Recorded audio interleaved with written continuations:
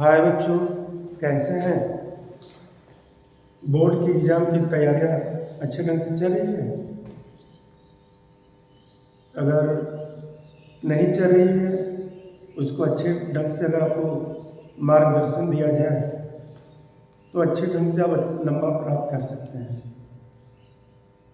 हम आपको केमिस्ट्री से संबंधित जो बच्चे बहुत सी गलतियां कर देते हैं और अच्छे मार्क नहीं ला पाते हैं, उनको थोड़ा सा हम सलाह देंगे कि किन किन टॉपिक पर ज़्यादा फोकस करें, और उस पॉइंट को ध्यान में रखते हुए हम आपको यहाँ पर बताने जा रहे हैं। पार्ट 1 से पार्ट 1 में जो होते हैं दो टॉपिक आते हैं, एक फिजिकल केमिस्ट्री होता है और एक पीरियोडिक टेबल होते हैं, आवर्त सारणी जिसको कह सकते हैं। और पीरियोडिक टेबल के बारे में आप जानते हैं, S block, P block, D block और एफ ब्लॉक के तत्व आते हैं। जबकि फिजिकल केमिस्ट्री के अंतर्गत आपको 4 यूनिट दिए हैं। इन 4 यूनिट को ध्यान में रख करके आपको पढ़ना है, और इन 4 यूनिट से बच्चे अच्छे नंबर नहीं प्राप्त कर पाते हैं, जिसके कारण उनका मार्क कम हो जाता है। अगर आपको अच्छे नंबर लाना है तो इन 4 यूनिट को आप अच्छे ढंग से फोकस करें। जैसे मान लीजिए पहला टॉपिक है ठोस अवस्था। ठोस अवस्था, सॉलिड स्टेट।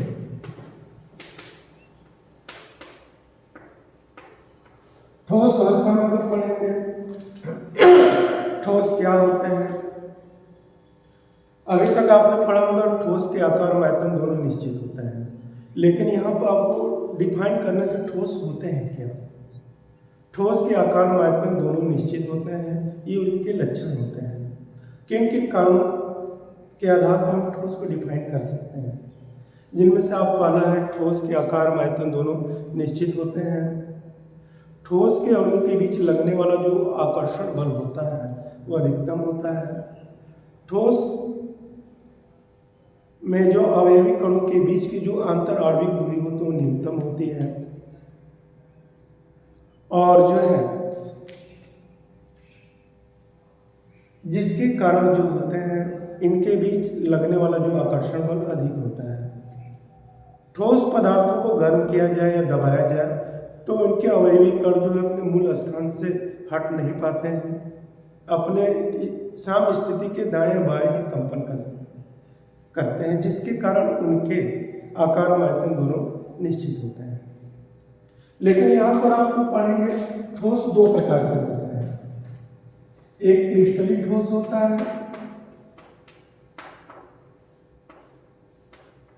और दूसरा जो होते हैं अक्रिस्टलीय ठोस होते हैं।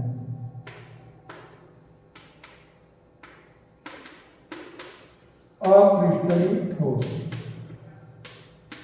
क्रिस्टलीय ठोस और क्रिस्टलीय ठोस को डिफाइन करने के लिए परीक्षा पूछेगा। क्रिस्टलीय ठोस किसे कहते हैं?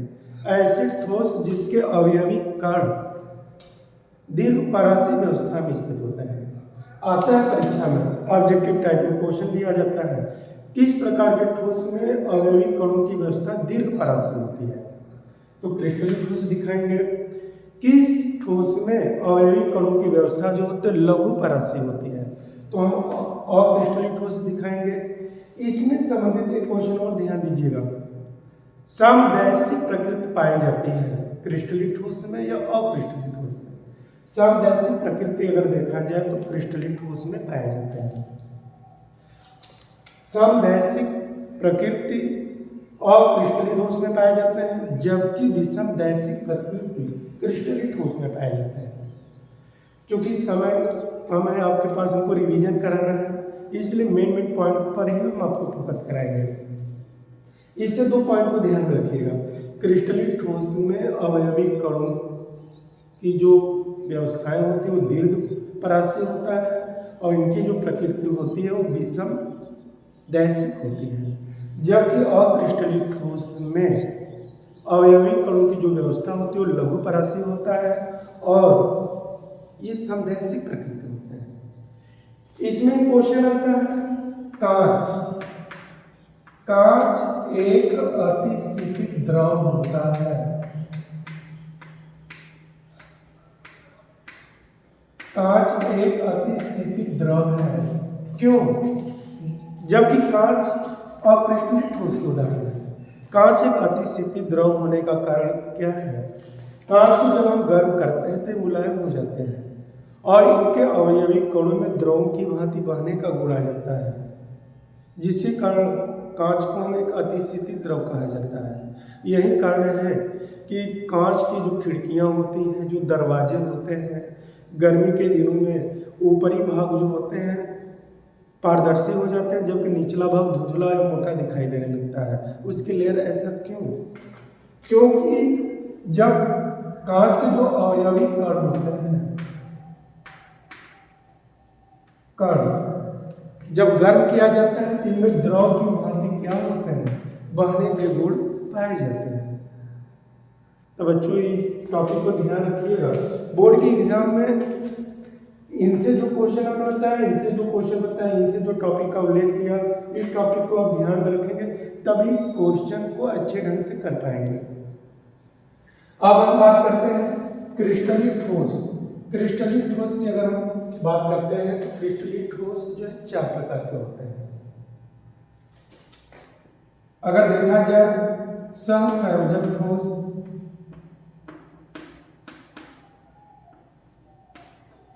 सहसंयोजक ठोस, आयनिक ठोस,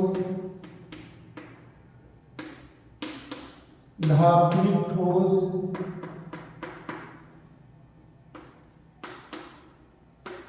और आणविक ठोस।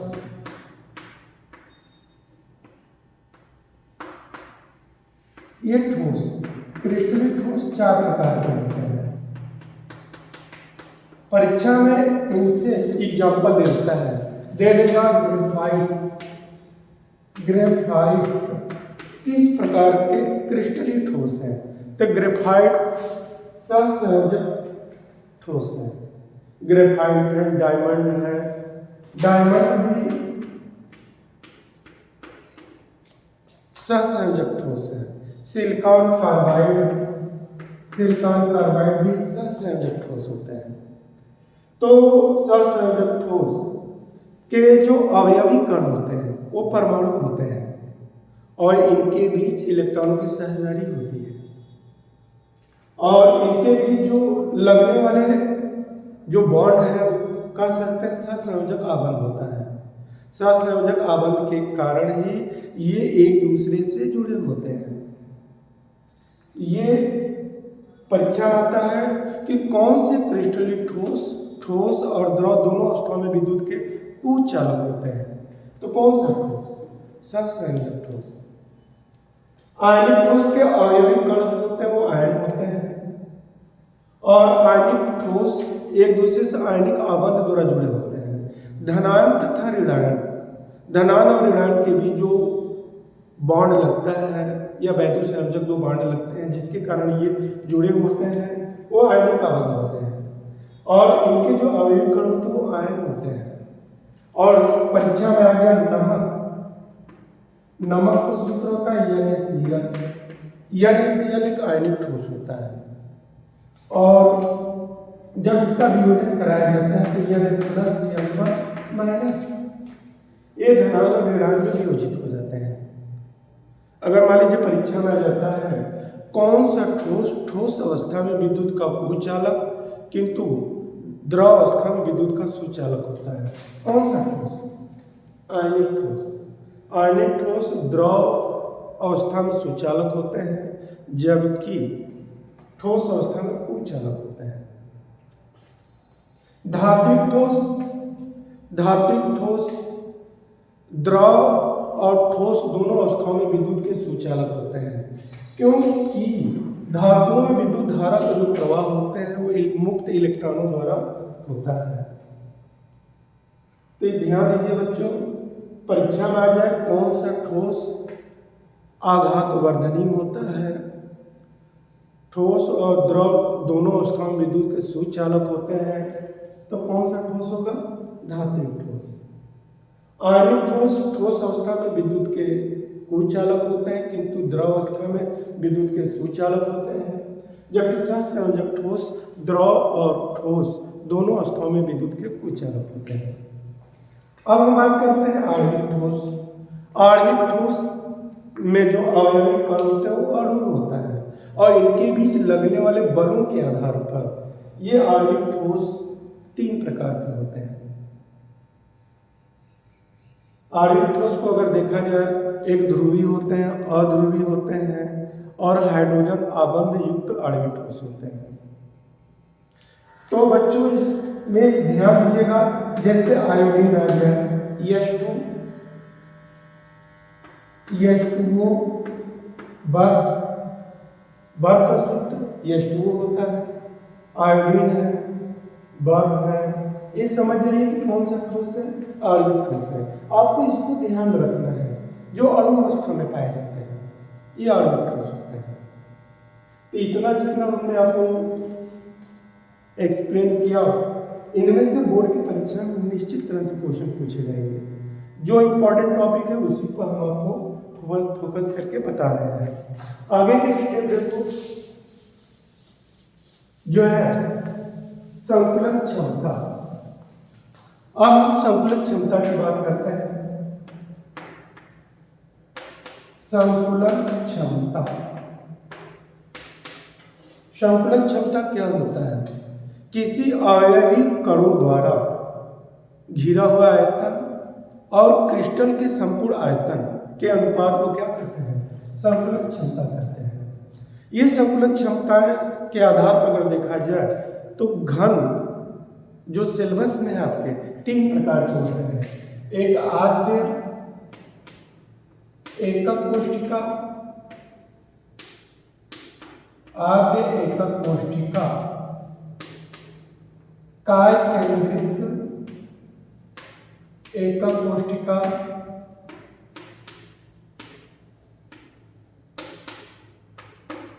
फलक केंद्रित एकक कोष्ठिका,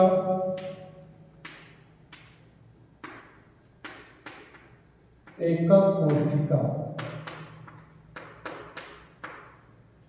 ये सिलेबस में आपके हैं 3 घन के बारे में पढ़ना है। आद्य एकक कोष्ठिका, काय केंद्रित एकक कोष्ठिका और जो है फलक केंद्रित एकक कोशिका और अंतः केंद्रित एकक कोशिका। अंतः केंद्रित एकक कोशिका।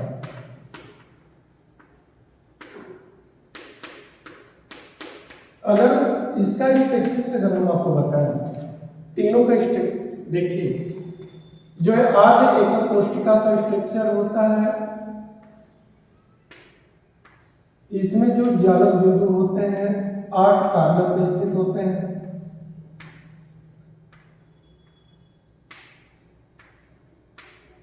ये आद्य एकक कोशिका का स्ट्रक्चर होता है। जालक बिंदु जो होते हैं 8 कार्बन पे स्थित होते हैं। जालक बिंदु को हम कह सकते हैं अवयवी कण। अवयवी कण का मतलब होता है अणु हो, परमाणु हो या आयन हो। जालक बिंदु जो है अवयवी कणों को व्यक्त करते हैं। जो आद्य एकक कोशिका में जो अवयवी कण होते हैं वो कार्बन पे स्थित होते हैं। काय केंद्रित एकक कोशिका में अवयवी कण जो होते हैं कार्बन के अतिरिक्त एक केंद्र में स्थित होता है। 1 2 3 4 5 6 7 8 और एक जालक बिंदु इसके केंद्र में स्थित होता है। इसको काय केंद्रित बोलते हैं।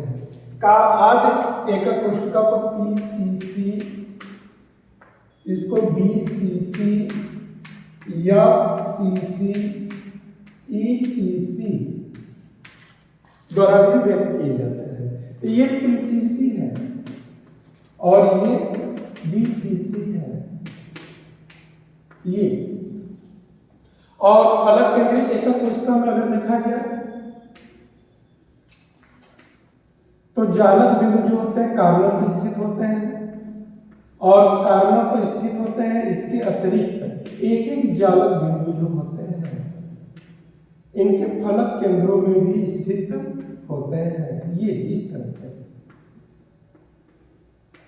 ये फलक पॉइंट, ये एक सामने का, क्योंकि किसी घर में 6 फलक होते हैं, 8 कॉर्नर होते हैं और कोर 12 होते हैं, जैसा कि आप पढ़ चुके हो। जैसा कि हमने ये बताया, अगर ये डस्टर एक घन है, ये तो कॉर्नर गिना जाए तो इसका 1 2 3 4 5 6 7 8, लेकिन इसके कोर देखा जाए तो ये 4 4 8 4 12 कोर हो जाएंगे। इसमें अगर फलक देखा जाए तो 1 2 3 4 5 6 ये फलक होते हैं। एक घन में 6 फलक होते हैं और 8 कॉर्नर होते हैं और 12 कोर होते हैं। तो ये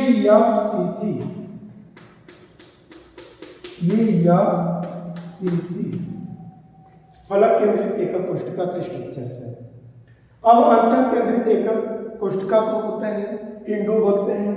इसमें जो जालक बिंदु होते हैं कोनों पर तो स्थित होते ही हैं, किंतु 2 जालक बिंदु अपोजिट फलक पर स्थित होते हैं, विपरीत फलकों में स्थित होता है। अगर इसका स्ट्रक्चर आप अगर देखा जाए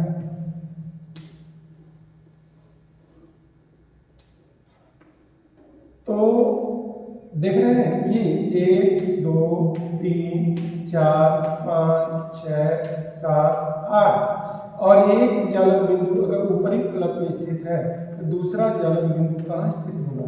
निचले भाग में स्थित होता है। ये रहे आपके घनी एकक कोशिका की स्ट्रक्चर। ये बीसीसी है, ईसीसी अंतः केंद्रित एकक कोशिका। अगर जालक बिंदुओं की संख्या देखी जाए तो इसमें 8 होते हैं, बीसीसी में 9 होते हैं, एफसीसी में 8 6 14 होते हैं, जबकि ईसीसी में क्या है? जालक बिंदुओं की संख्या 8 2 10 हो जाएंगे। 8 कॉर्नर पर एक ऊपर एक नीचे होता है। लेकिन परीक्षा में इस तरह से क्वेश्चन अगर पूछे तो आपको बताना पड़ेगा जालक बिंदु कहाँ स्थित होते हैं, किस तरह से होते हैं। ये इस तरह से क्वेश्चन आएगा तो आपको दिखाना पड़ेगा कि ईसीसी में जो जालक बिंदु होते हैं कॉर्नर के अतिरिक्त और कहाँ स्थित होते हैं। एक विपरीत फलकों के केंद्र में स्थित होते हैं। और जो है इन एकक कोशिकाओं में आपको परमाणु की संख्या ज्ञात करना है। परमाणु की संख्या कैसे ज्ञात करोगे? कॉर्नर को जो स्थित होते हैं जालक बिंदु, उस घन का 1/8 भाग होता है कॉर्नर पर स्थित। इस कॉर्नर पर स्थित जो जालक बिंदु होते हैं कोने पर स्थित, कोने पर अवयवी कण, कोने पर अवयवी कण जो होते हैं 8 गुणित 1/8 अर्थात 1 परमाणु। ध्यान दीजिए, पर कोने पर अवयवी कण जो होते हैं 8 गुणित 1/8 मतलब 8 कॉर्नर होते हैं। 8 कॉर्नर को मिलाकर के 1 परमाणु का निर्माण होता है, जो केंद्र में स्थित होते हैं। केंद्र में जो है 1 परमाणु होता है और फलक केंद्र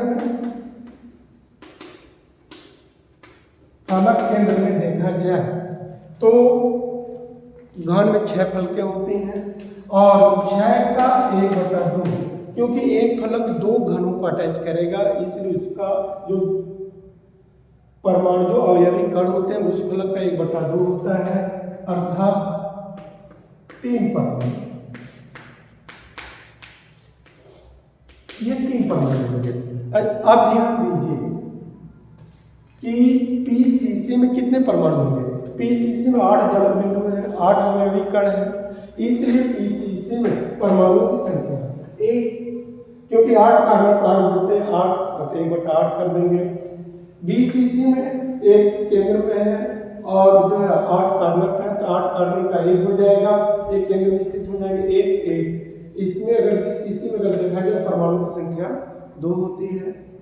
एफसीसी में अगर देखा जाए तो एफसीसी में 8 जालक बिंदु कॉर्नर पे स्थित होते हैं और कॉर्नर पे 1 परमाणु होते हैं और फलक केंद्र में 3 परमाणु होते हैं। तो एफसीसी में जालक जो है अवयवी कणों की संख्या परमाणुओं की संख्या कितनी हो जाएगी? 4। जबकि BCC में देखिए 8 कार्बन स्थित होते हैं, 1/8 के आधार पर 1 परमाणु हो जाएंगे, और 2 अपोजिट फलक में स्थित होते हैं, उनका 1/2 हो जाएगा, और इसमें परमाणुओं की संख्या 2 गुणित 1/2 1, अर्थात BCC में परमाणुओं की संख्या 2 हो जाएगी। ये रहे परमाणुओं की संख्या ज्ञात करने के लिए। परीक्षा में आता है कि ECC में परमाणुओं की संख्या कुल कितनी होती है, तो 2 दिखाएंगे, या CC में पूछेगा तो 4 दिखाएंगे, BCC में पूछेगा 2 दिखाएंगे, और PCC में पूछेगा तो परमाणु की संख्या 1 दिखाएंगे। बच्चों हमने यहाँ पर लिखा था संतुलन क्षमता, केवल मेन पॉइंट को दिखाने के लिए कि हम आपको मेन पॉइंट कैसे ज्ञात करेंगे, क्योंकि इसको बताने से पहले हमने आपको इसके बारे में उल्लेख कर दिया कि आपके सिलेबस के अनुसार है। फिर इसके आगे का टॉपिक नेक्स्ट वीडियो में देखेंगे। धन्यवाद।